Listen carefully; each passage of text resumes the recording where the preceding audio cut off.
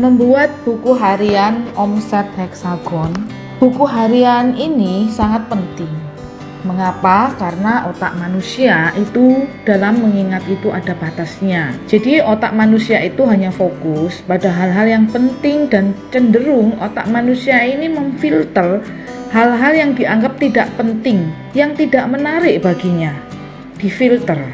Ya, jadi jika Anda punya satu impian, punya satu harapan, ya memang mungkin otak Anda akan senang ya dengan impian dan harapan itu, karena siapa yang tidak senang dengan yang namanya kesuksesan, pengen sesuatu yang indah, pengen sesuatu yang bagus, pengen sesuatu yang mahal.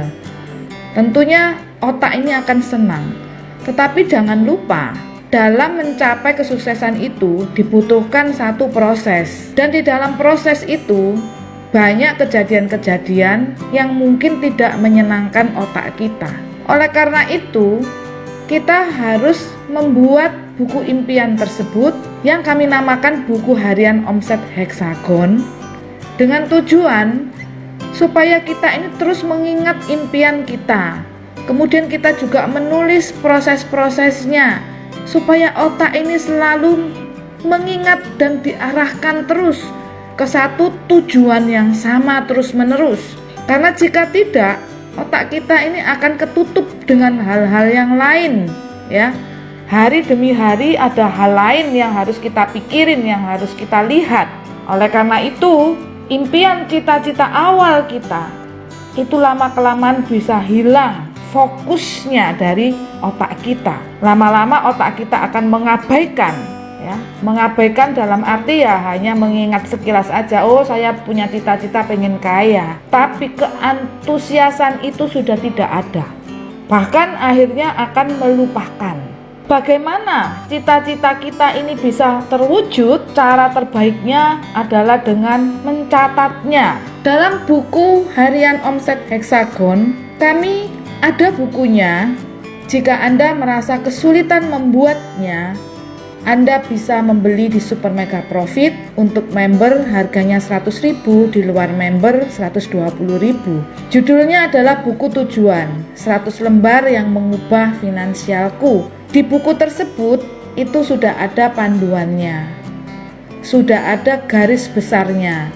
Tinggal Anda mengisinya sesuai dengan impian masing-masing, sesuai dengan program atau sistem yang mereka bangun. Tetapi Anda bisa buat sendiri, karena buku harian itu yang terbaik adalah dibuat sendiri. Mengapa? Karena jika membuat sendiri, Anda itu mengeluarkan tenaga, pikiran, ya, kemudian usaha Anda untuk bikin buku tersebut, ya. Karena buku harian yang terbaik, buku impian, dibuat seindah mungkin, diberikan gambar-gambar. Nah, itu kan perlu Anda memotong gambarnya. Itu akan membuat berkesan di dalam pikiran Anda atau otak Anda, ya. Karena membuat itu kan ada kesulitannya, ya. Ada kepuasannya. Inilah yang dinamakan proses. Maka otak Anda itu akan merasa lebih menghargai buku tersebut, karena buku yang lebih dihargai itu akan disimpan dengan baik dan akan senang ketika kita membuka dan melihatnya, karena membuat sendiri daripada Anda hanya beli, apalagi membuatnya itu hanya setengah-setengah, tidak diisi secara lengkap, kemudian tidak dibuat dengan cara yang bagus dan menarik. Akhirnya Anda kurang menyukai buku ini, ya. Biasanya akan digeletakkan, tidak terurus. Bahkan buku itu didiamkan bertahun-tahun sampai berdebu. Di dalam buku harian omset heksagon tersebut, saya akan pandu, baik Anda yang sudah mempunyai bukunya, Anda bisa mengisinya sesuai dengan panduan saya, atau Anda yang membuat sendiri, Anda juga bisa membuatnya sesuai panduan saya. Isi buku terdiri dari pembukaan. Jadi kalau Anda punya sebuah buku, itu halaman pertamanya itu kasih tulisan pembukaan, gitu ya. Cari buku yang sebaiknya itu yang kertasnya bisa dicopot, bisa ditambahkan, atau yang sering disebut loose leaf. Nah, Di bawah pembukaan Anda tulis nama, kemudian Anda isi nama Anda. Tanggal, Anda isi tanggal pada saat Anda membuat pertama kali. Kemudian perjuangan ini aku persembahkan untuk, Anda tulis gitu ya. Kemudian Anda isi nama-nama yang benar-benar menjadi satu dorongan untuk Anda sukses. Misalkan saja Anda isi nama istri atau suami dan anak-anak. Hal ini dikarenakan Anda berjuang dalam hal finansial. Anda berjuang untuk kesuksesan demi kebahagiaan mereka. Kemudian untuk halaman selanjutnya ada yang namanya omset heksagon life wheel. Anda tulis di halaman berikutnya omset heksagon life wheel. Sebaiknya itu satu lembar, ketika dibalik halaman berikutnya jangan di lembar yang sama, jangan dibaliknya, karena nanti bakalan Anda itu nempelin gambar. Nah, nanti kalau Anda tempelin gambar biasanya itu dibaliknya, itu akan kelihatan bayangannya. Atau kalau Anda tempel dengan lem, maka akan kelihatan lemnya. Jadi nanti bentuknya akan jelek kalau Anda menulis di atas bayangan-bayangan dari gambar tersebut. Jadi usahakan untuk satu lembar itu per lembar saja, seperti itu ya. Jadi untuk omset heksagon life wheel itu di lembar berikutnya. Mengapa kita perlu life wheel? Selama ini kita hanya berkutat pada keseimbangan karier dan finansial. Bagaimana supaya pekerjaan yang telah kita lakukan itu bisa menghasilkan aspek finansial yang memuaskan bagi kita.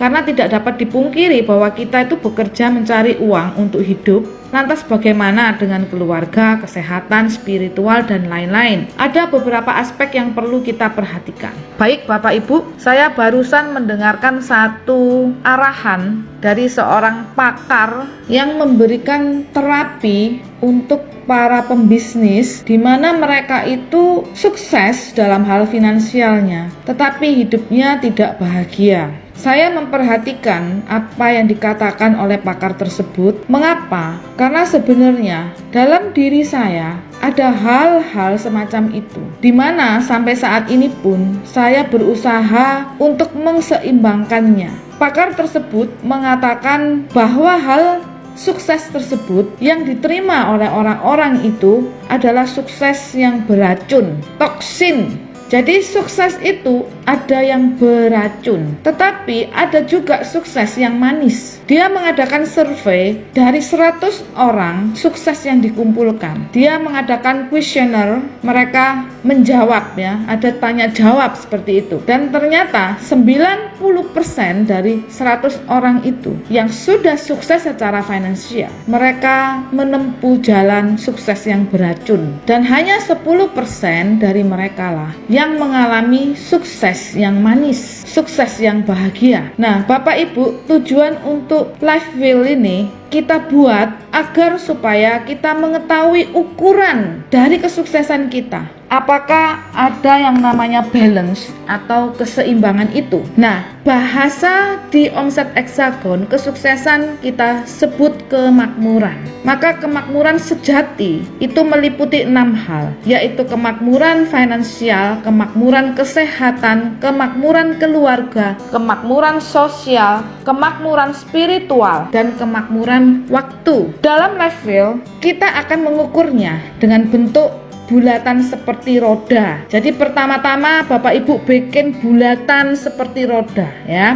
Kemudian kita pilah-pilah, kasih garis pembatas, kita bikin 6 bagian. Jadi seperti Anda memotong kue tart atau pizza.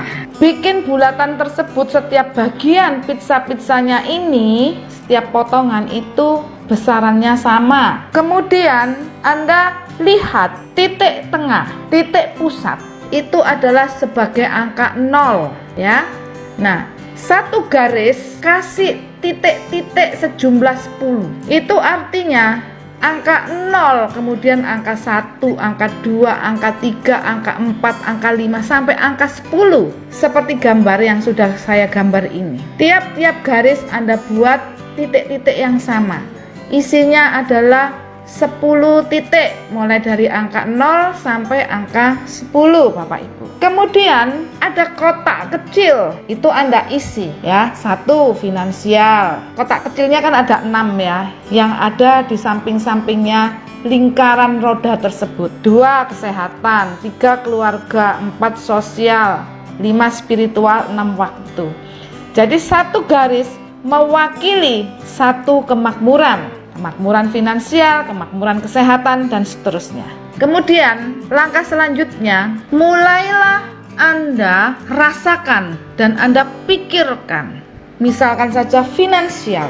Finansial itu kalau mau dihitung dari angka 0 sampai angka 10, kira-kira finansial Anda ada di angka berapa? Oh, kalau misalkan Anda menggambarkan angka finansial Anda ini sangat kurang banget, berarti di angka 1. Oh, angka finansial saya ini menurut saya ini sudah cukup baik ya, sedang-sedang saja. Saya bisa tulis di angka 4 atau 5 atau 6.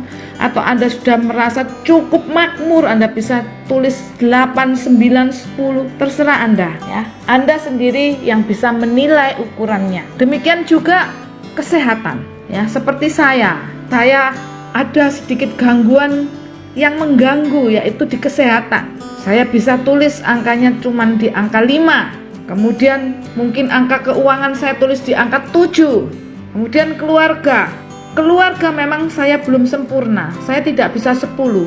Karena saya adalah orang yang menciptakan broken home bagi anak-anak saya, karena saya berpisah dengan suami saya. Tetapi keluarga saya sekarang tanpa suami saya bahagia. Oh, saya kasih angka berapa ya? Saya nggak bisa kasih 10, oke lah, karena saya bahagia dengan anak-anak saya dan cucu-cucu saya mau kasih angka 7 aja deh ya, misalkan seperti itu. Kemudian sosial ini kan hubungan saya dengan orang lain, termasuk juga ketika kita itu membuat tim. Apakah saya ini termasuk orang yang sulit, yang tidak disukai sama teman-teman karena saya ini rewel, cerewet, bawel, misalkan seperti itu. Atau saya ini orangnya judes dan lain sebagainya ya. Atau justru saya ini mudah disenangi dengan tim saya, mudah disenangi dengan teman-teman saya. Nah, Anda bisa kasih angka Bapak Ibu ya di sosial Anda, termasuk juga hubungan Anda terhadap orang lain, lingkungan Anda. Kemudian spiritual Anda juga bisa ngukur, apakah saya orangnya dermawan, suka membantu orang lain, apakah saya ini sudah cukup untuk bisa menyenangkan hati Tuhan dengan berbuat yang baik, apakah ibadah saya ini sudah layak. Anda sendiri yang bisa ngukur. Kemudian Anda kasih angkanya, nilainya di mana. Nah, yang terakhir adalah waktu. Apakah saya cukup punya banyak waktu? Ya, kalau waktu Anda banyak, misalkan 10, nah itu ada 2 kemungkinan. Yang pertama adalah kemungkinannya Anda lihat dari finansialnya. Kalau finansialnya nilainya kecil tapi waktunya banyak, berarti pengangguran dong, kan seperti itu. Nah, tetapi waktu ini sangat penting karena orang juga terlalu menggebu-gebu bekerja ya, sehingga dia tidak punya waktu. Waktu bagi Anda ini kira-kira di angka berapa? Waktu untuk keluarga Anda, waktu untuk diri Anda sendiri, untuk menyenangkan diri Anda sendiri. Kasih titik-titik ya, di titik-titik itu kan Anda tandai titik agak tebal, di angka berapa gitu, agak tebal. Kemudian langkah terakhir itu Anda gabungkan antara satu titik tebal dengan titik tebal lainnya. Ketika Anda gabungkan, gambar apa yang terbentuk? Apakah lingkaran bulat? Ya, ketika Anda gambar ada lingkaran bulat, memang ada keseimbangan. Tetapi bulatan kecil atau bulatan besar itu juga berpengaruh Bapak Ibu.